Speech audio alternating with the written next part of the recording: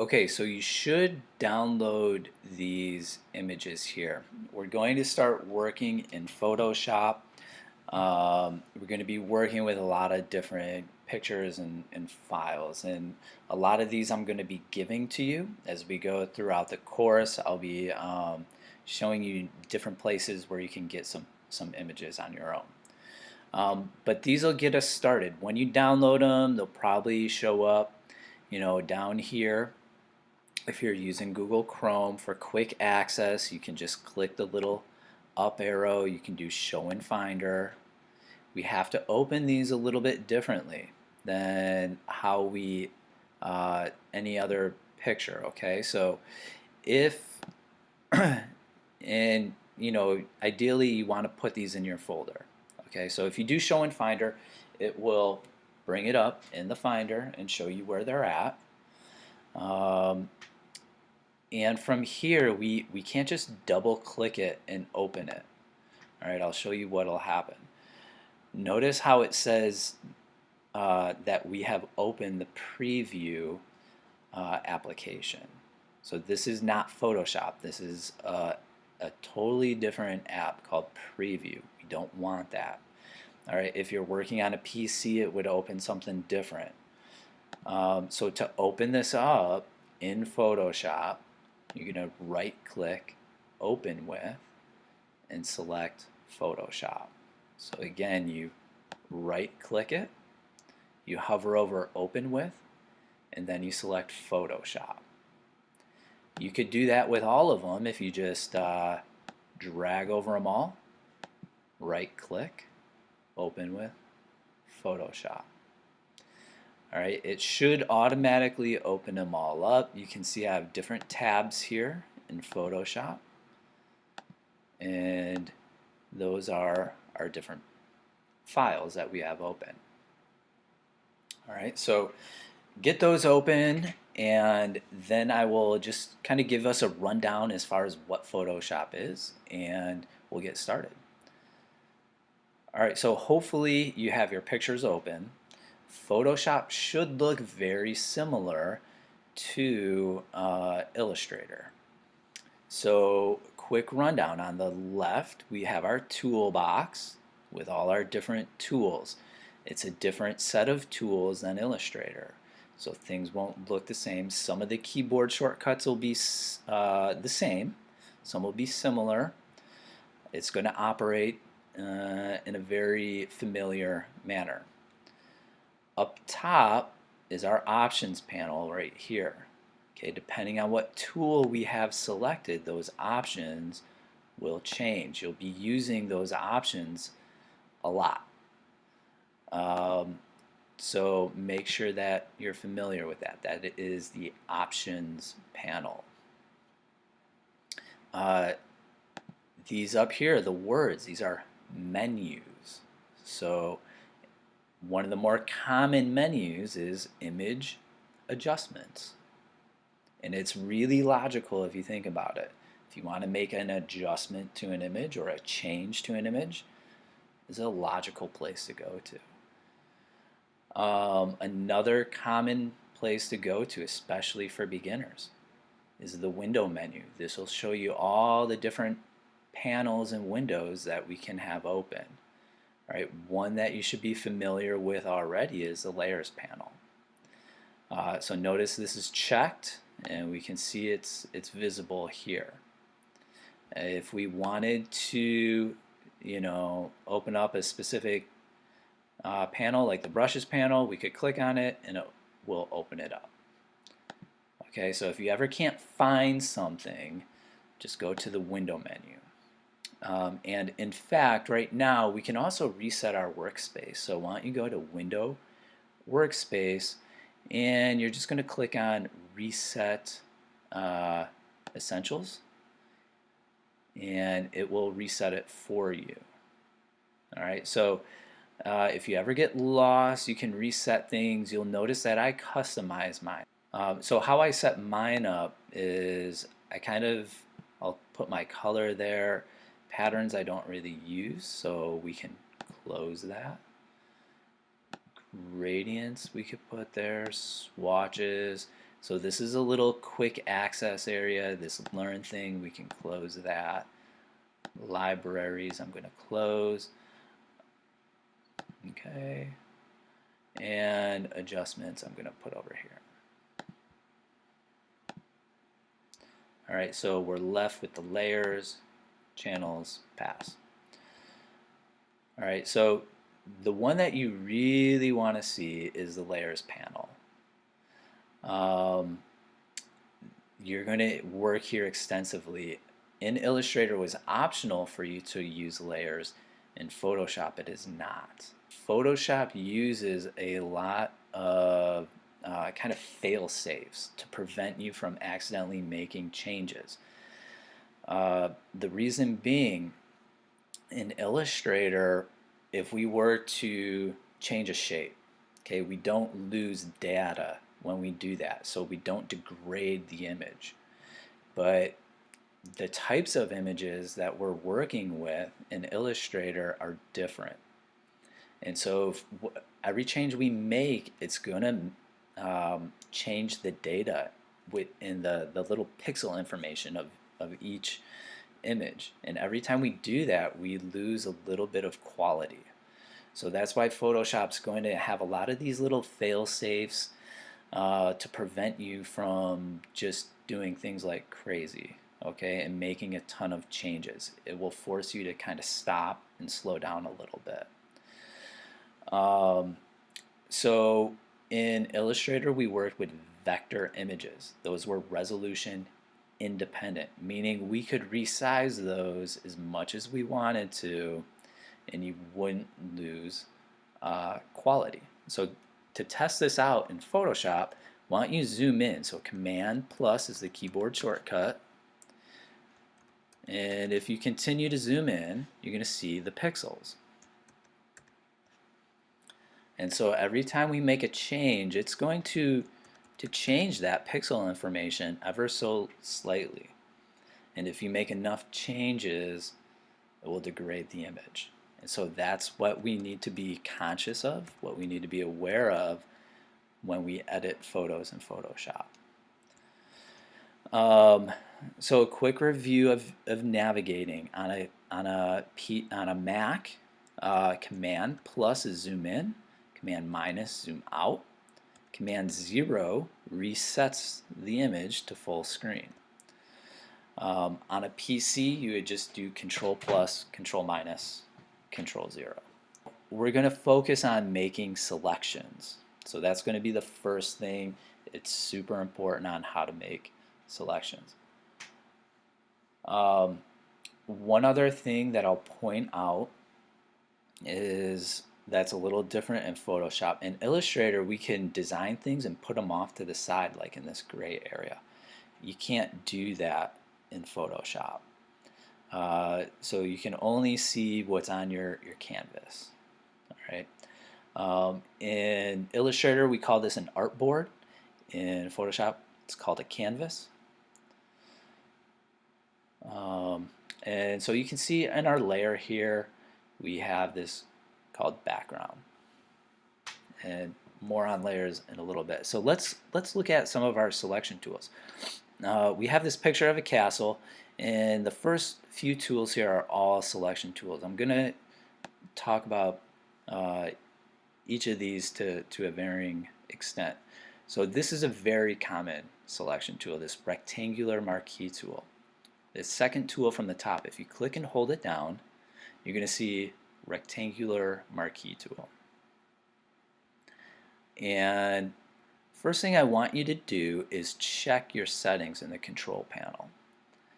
And because you could be someone could have changed these settings, it is very important that you want this little button up here selected, the two full squares.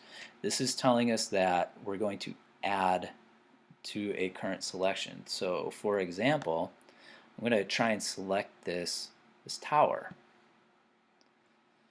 and if I let go, click and drag and let go, it creates this box. This is showing me that a selection is made. If I click and make another box, it should add it onto it. All right. If I did not have that button selected, I would click and drag, and then let's say I try to make a second box. I click and drag, it's going to replace it. All right, so it's very important for all your selection tools, you want this one, until you know what you're doing, you want to use that. The other thing that could be affecting you is the different types of styles. So for now, make sure that this says normal. All right, so once you have that button selected, style is set to normal, you can just click and drag. All right, when we see these little marching ants, that is a selection. In Photoshop, you have to zoom in because notice how I missed some of this. You want to take your time with your selections and do them right, because as we edit things and we make changes, that little sliver, like if we were to change the color of this, that little sliver would make a big difference because it wouldn't be the same color. So you want to take your time, make good selections. Right now we're just practicing, so just do your best. And let's see how much you can of this tower that you can select.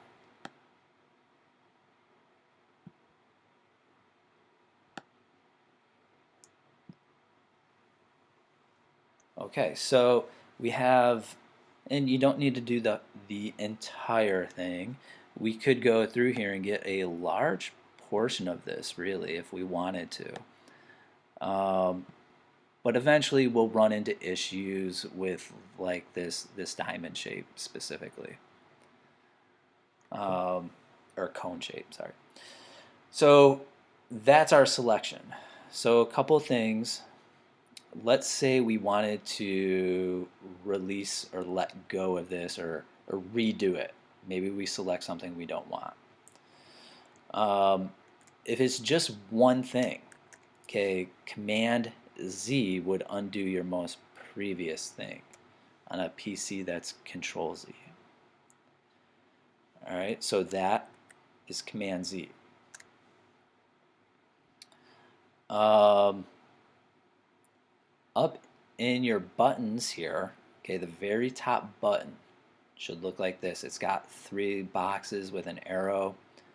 If you click on that, that shows you your history. You can extend this box. It will show you every step that you've done. So you can go back and undo things. And let's say you realize, oh man, I really did want to do that. You could go forward to an extent. Okay, now if I undo a bunch of stuff and then I switch tools and do something different, you can't go forward at that point. All right, so this is going to be a very helpful tool for you, especially in the beginning. Okay, this history panel. So I do recommend that you have that open when you work and when you're so that way you can undo things very quickly. Okay, the other thing that we can do is release a selection, and so you'll want to know this keyboard shortcut. It is Command D. That means deselect. All right, so Command D. So you'll want to know that keyboard shortcut. The other thing I'll point out is look at our cursor. Notice how it's got a little plus symbol to the lower right. That means that we are currently adding to a selection. If you hold down the Option key on your keyboard, it will turn to a minus button. And so if we click and drag, that will select this. It will select it and subtract it from the selection. So let's say we want to select all of this except for that window. Or I'll also subtract this little part here. All right, so it's like kind of think of it like a donut shape. We're removing those areas from our selection. All right, so what can we do with a selection? Well, let's go up to Image, Adjustments, and let's go to Hue Saturation.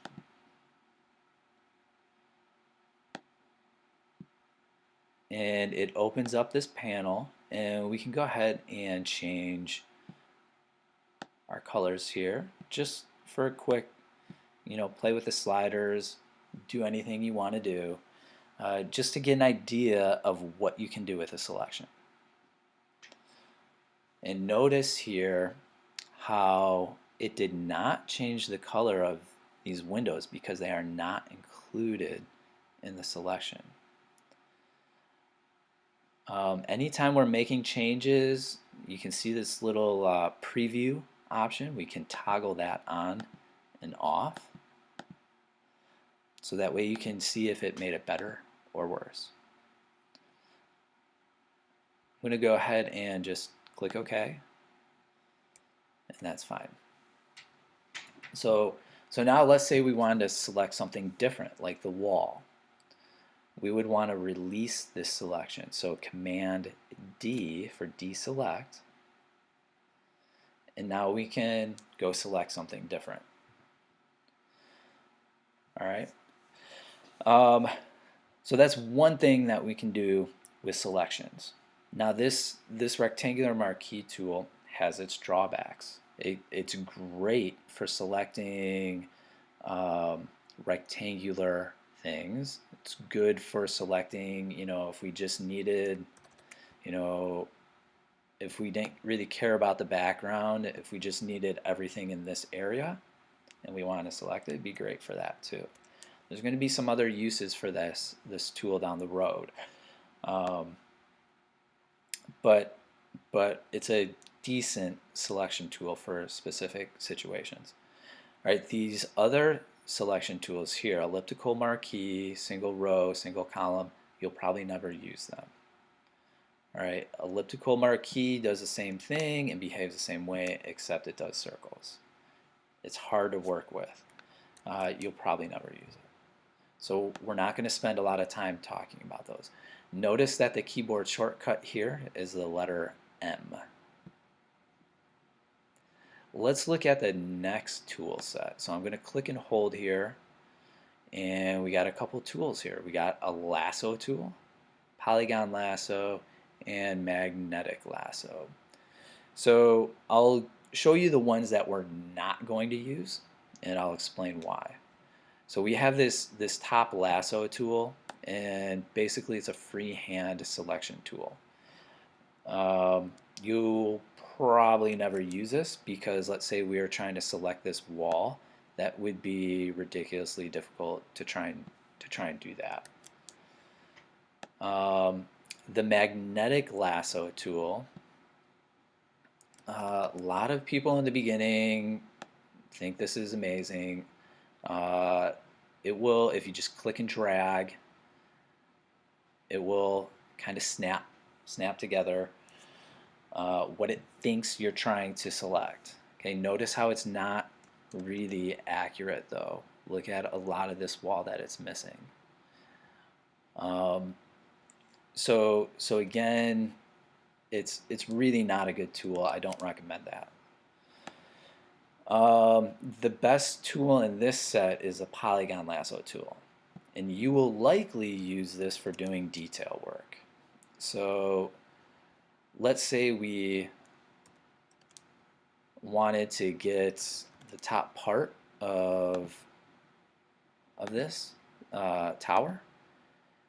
We click and let go, click and let go, click and let go, click and let go, and you just continue to do that until you get everything you want. Okay, this is not like the pen tool of Illustrator where there's curves. You cannot click and drag. Wherever you start is where you need to stop. So click and let go, click and let go. This is where I started. You'll notice that there's a little cursor there, or the icon changes. It turns into a circle. That means I'm going to close this selection. I'm going to click and let go, and we can see that it's selected. And so we can continue to add things to that selection.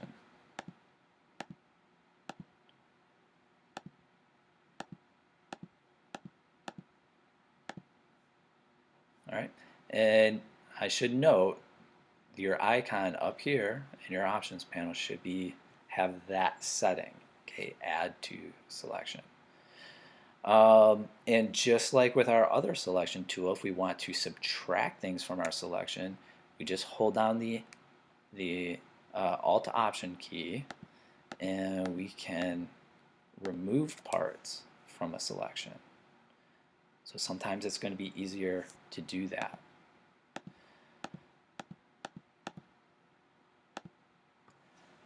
All right, so go ahead, just select something kind of simple, and I'm going to show you another thing that we can do with selections.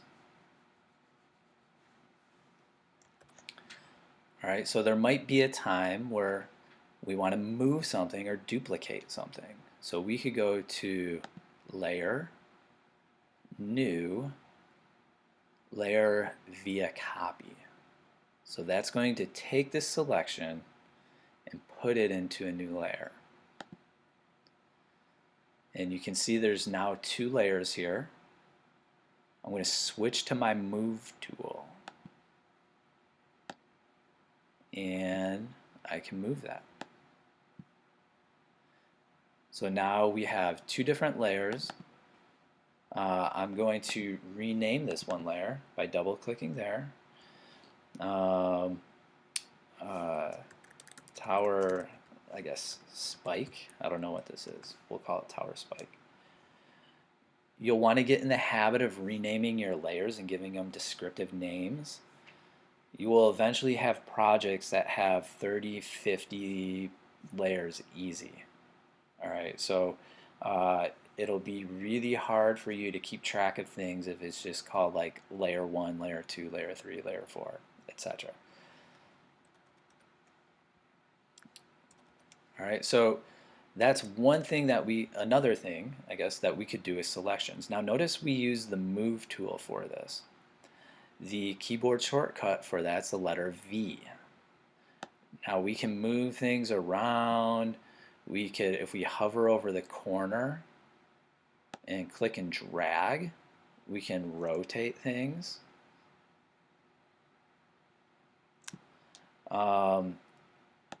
We can also resize things if we click and drag. All right, when you resize something in Photoshop, this is an example of one of those fail-safes that I was telling you about.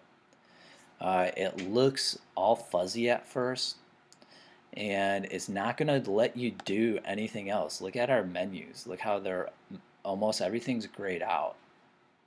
All right, it's not going to let us perform any other actions. And this is because it's going to ask us a question. It's going to ask us to verify this. So if we go ahead and click on another tool, it will solidify this change.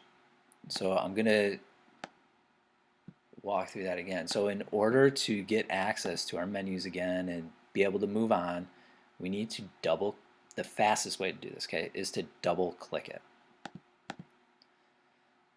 All right, so you can see here it's fuzzy because we resized it. All right, but that is part of working with these types of images. Okay, if you resize it, you're going to lose image quality.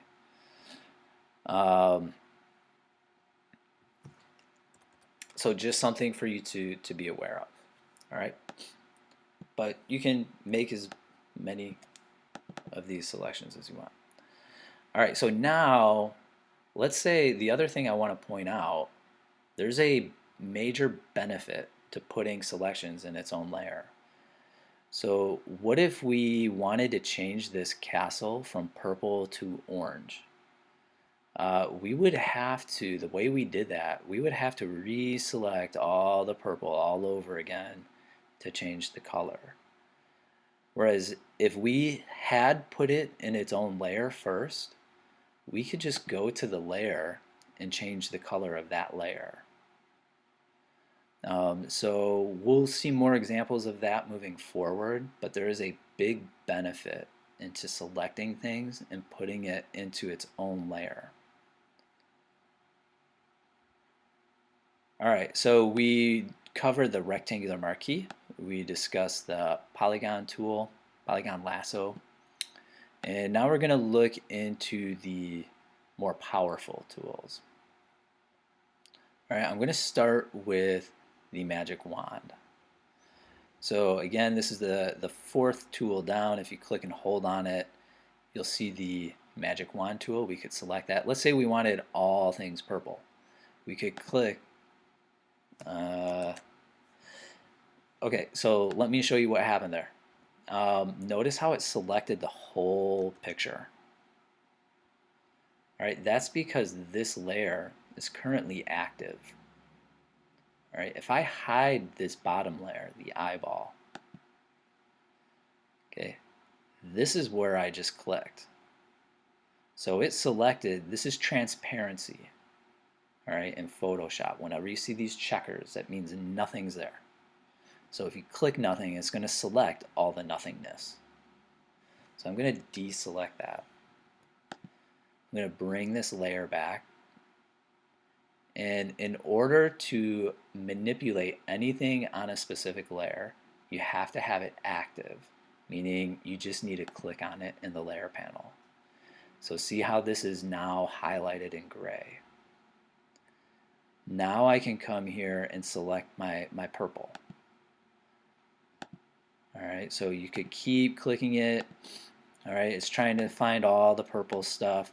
You'll notice, depending on the image, you know, this tool is going to work better with some things than others. So maybe I'll select the blue sky and you'll see it work a little bit better. And there you go. So if you have a color that stands out a lot, you can select that single color very quickly. Alright, so again, I'll just for sake of change here, we can change the color using hue saturation. Just so you can see it. Alright, so magic wand, great for selecting things of the same color. I'm going to go back to this tool set and click and hold on it. Quick selection, great tool to use. This one, okay, you can change the size of it. Notice how it's this circle with a plus in it. So your bracket keys next to the letter P on your keyboard, one of them is going to make this tool bigger, one of them is going to make it smaller. So we can just click and drag, and the computer is automatically, you know, it's trying to look for changes in shapes and in colors. This selected much better than our other automated tools so far. And if you make this tool a little bit smaller, you can get a little bit more detailed work on it. Let's say you get too much in your selection. Again, if you hold down Alt Option, you'll see it turn into a minus, and then you could remove those things from the selection.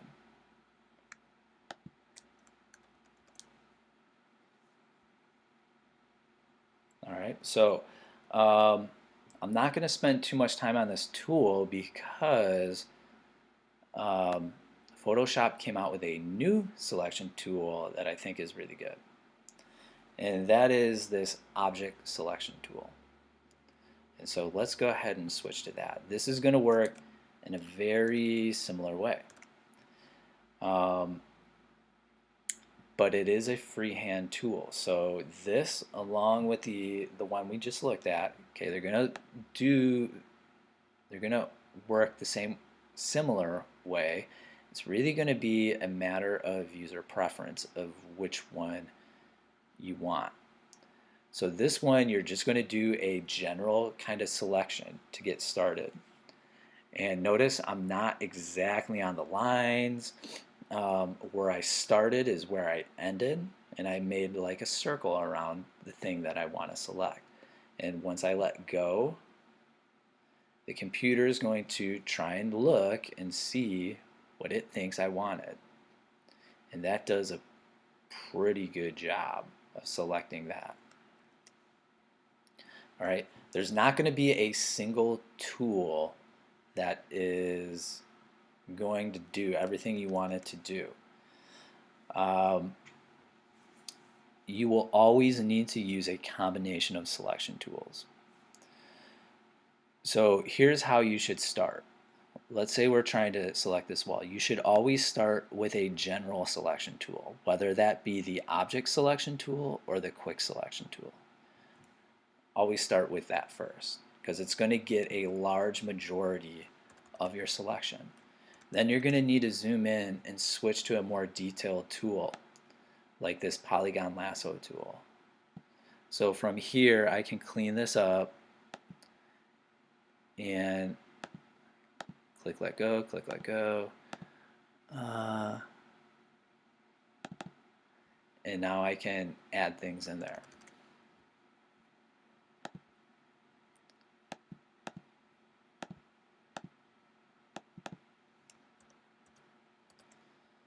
All right, if I want to get this wall, a defined edge on that wall. And notice how I'm clicking all the way over here.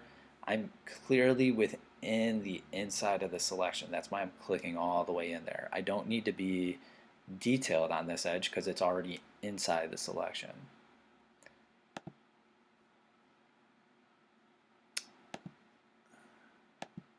Let's say, if you just wanted a straight edge on that bottom, you could do that.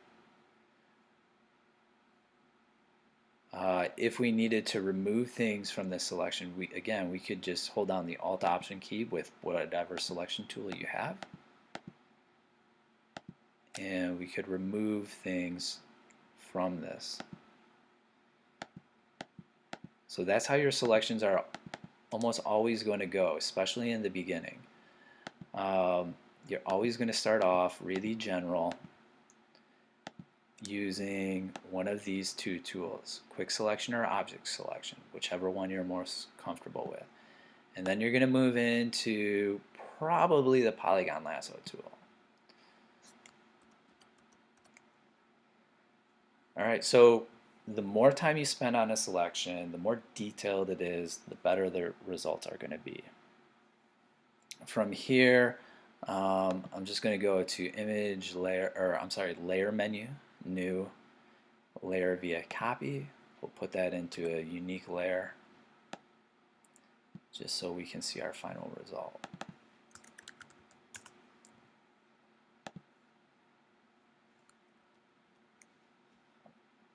Alright, so that's a quick rundown on the selection tools and how they work. The best way to really learn this is going to be by doing it.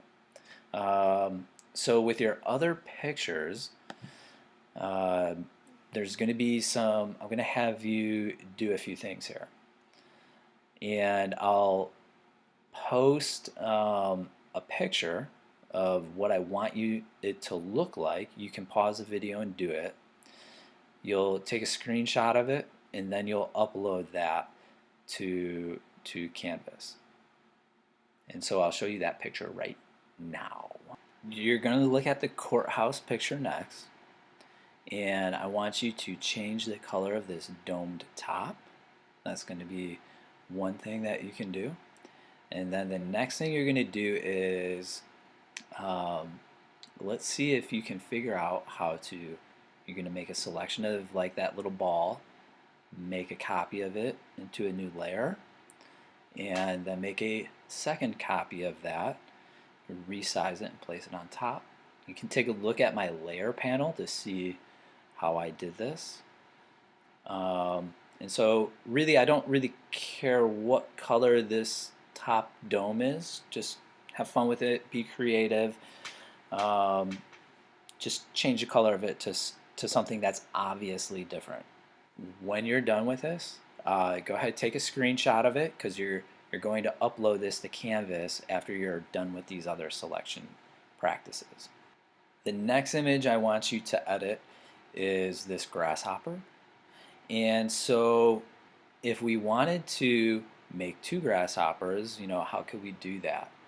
I'm just going to hide this top layer here really quick. So all we did is we're going to select this grasshopper and then put it into a new layer and resize it and move it on top. All right, and you're going to have to maybe rotate it a little bit.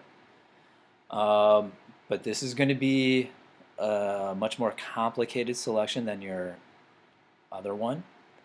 But you need to get used to it, because selecting people is going to be more similar to this. So go ahead, complete this one, take a screenshot of it, save that in your folder, and when you're ready, move on to the third and final selection practice here.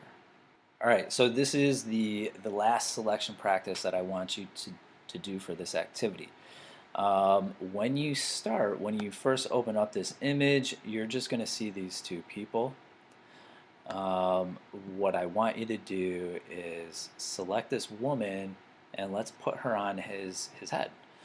All right, so in this activity, I want you to do as best as you can.